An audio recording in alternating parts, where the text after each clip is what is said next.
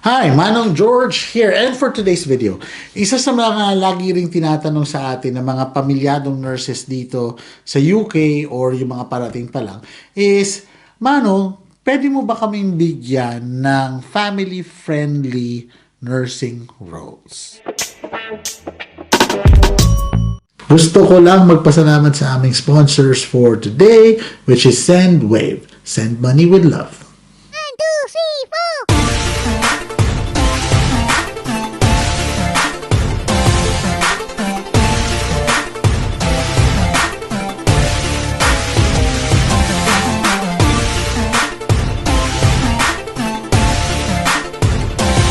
Bago tayo mag-move on dun sa nursing roles, no, bago ko i-reveal ano yung mga nursing roles na pasok for families na merong aalagang bata, no, may childcare.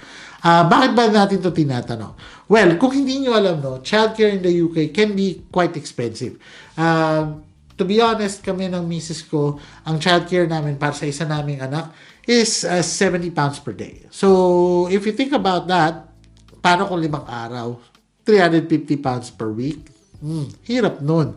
So, kung may iwasan mo, mamimitigate mo yung time na yun, malaki matitipid mo. Man knows best. Umpisa tayo sa theaters. Real talk lang, if theaters ka ang target mo and may kids kayo, medyo mahirap. Bakit ka mo? Hindi ko sinasabing imposible. Sinasabi ko lang medyo mahirap. Bakit? Kasi most theater activity dito sa UK, around 8 a.m. to 6 p.m. yan. It coincides dun sa pasok ng anak mo kung mga school children na yan 9 to 3:30 more or less, no, or 9 to 4 ganyan. So paano yung sundo? Ang hirap. Kahit halimbawa may pasok mo sila sa nursery, which is by the way ang nursery dito is for kids under 3, hindi yung nursery na schooling yan, no. Pag pinasok mo sila doon, kahit sabi mo pang 8 to 5 yan, andun ka pa rin, di ba? 8 to 6 yung malamang mong trabaho.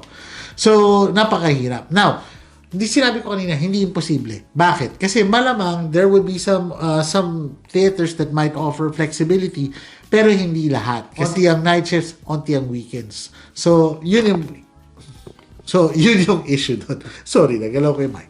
Meron namang makakapag-adjust, kaya lang yun nga, ang sinasabi ko, malamang meron nang nauna sa inyo na naka-adjusted na. So, kung bago ka pa lang, ikaw yung mag-a-adjust. Man knows best. Man yung tipong parang maaari. Baka magkaroon ako ng chance kung may anak ako at ma-accommodate nila ako. That would be the wards. Bakit kami yung wards? Manong, ang wards, 12-hour shifts din naman. Diba? Kung ang pasok ko 7 to 7 ng umaga hanggang gabi, di wala rin, na-miss ko rin. That is true. Hindi ako magsasabing mali yun. Pero, what you forget is, merong mga wards na nag-o-offer ng permanent nights minsan. Hindi ko sinasabing lahat, pero minsan. So, meron kang chance. No? Kasi yung 7 to 7, on the flip side naman, di ba, bago ka pumasok, nahatid mo siya, pag sa gabi ka naman, bago ka umuwi, andyan na sila. What you might forget is, pwede rin yung flip side. 7 p.m. to 7 a.m. So, pag-uwi mo, bago mag-start sa school, mahatid mo yung anak mo. Tulog ka, tapos gising ka ng hapon, then pick up mo yung anak mo, prepare mo yung food, and then pasok ka. Diba? So may pag-asa sa night shift na permanent. Which is, sabi ko nga, hindi man lahat nag-o-offer. Pero, malay mo, there would be days na pasok sa schedule mo, kung may asawa ka or partner, edi siya naman. Pero, importante kasi talaga yung meron kayong flexibility. Man knows best. Ito na nga ang mga nursing roles na pasok para sa may mga pamilya dito sa UK. So, nandyan ang GP nurse, andyan na ang maybe practice nurse, district or community nurses, clinic nurses, and also included are yung mga nasa higher grade na specialized nurses, no? And before I forget, sama mo na rin dyan ang research nursing. Okay, so, karamihan itong mga to, merong mga entry levels na band 5, no? Like research nurse, yan, merong band 5 yan, GP nurse, ganyan. Pero, when we talk about specialist nurses, yung may sarili ng specialisms, mga nag-handle ng clinic, of course, they would be on the higher bands. Alright, so bakit ba itong mga roles na so pasok sa may pamilya, no?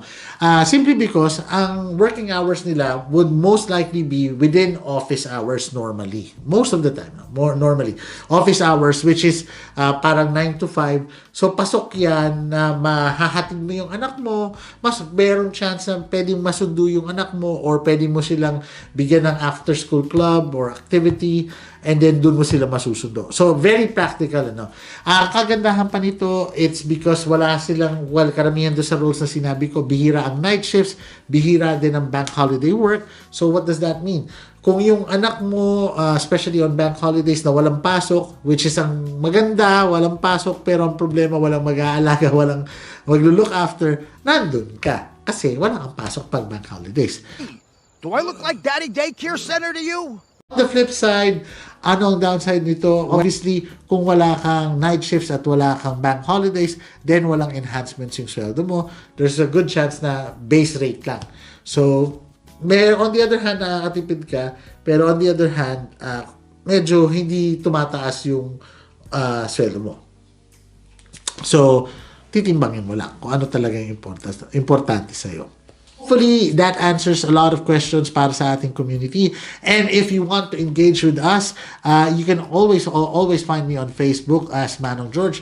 But if you want to talk with the community, join us on Filipino UK Nurses. We are 34,000 strong na po. And for anything UK living or UK nursing, always remember, Manong knows. Manong knows best, put your worries to rest when staying in the United Kingdom. Manong knows best.